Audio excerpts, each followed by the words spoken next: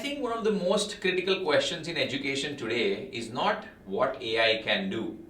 It is what should remain unmistakably human.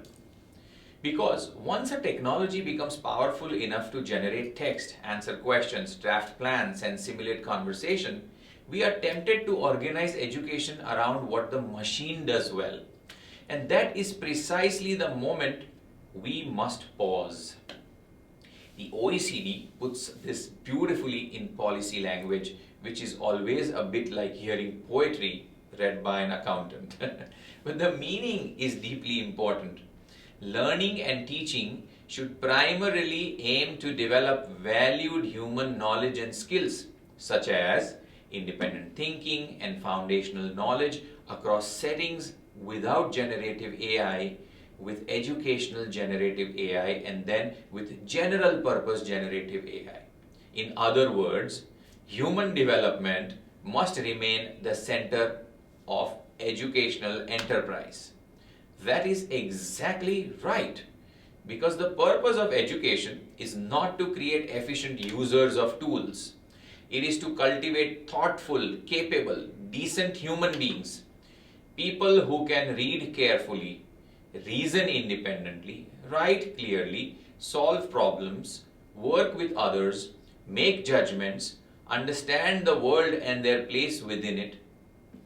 Now, generative AI may help with some of that.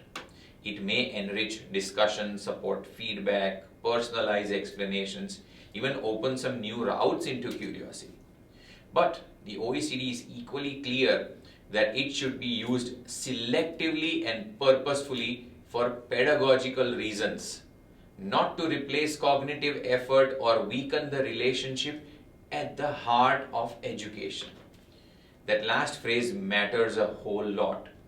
Not replace cognitive effort, because thinking is not an inconvenience to be engineered out of learning. Thinking is the learning. Struggle is not always a sign that something has gone wrong. Often it is a sign that something meaningful is happening.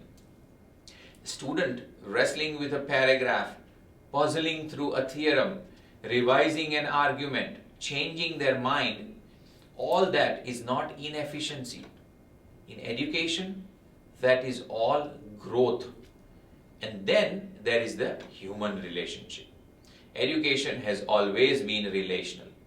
A child learns not only from information but from attention, from belonging, from encouragement, from the sense that someone sees them, expects something from them, and believes that they are capable of more than they currently know. That cannot be automated into existence. Now, it can be supported, complemented, but it just simply cannot be replaced. So a human-centered approach to generative AI does not mean rejecting technology. It means putting technology in its proper place in this context, as a support for human flourishing and not as a substitute for it. Something we use with discernment, not surrender. And perhaps that is the real educational challenge of this moment. Not simply to adopt AI, but to adopt it without losing the sight of why schools and universities and teachers and learners matter in the first place. Because when education forgets its human center, it becomes brittle, mechanical, anxious, very performative. But when it does remember that human beings are the point, then even powerful technology can be used wisely. So perhaps the task before us is not to build AI-centered education. It is to build more deeply human education in the age of AI. And that is a much more hopeful ambition for everyone. Thank you.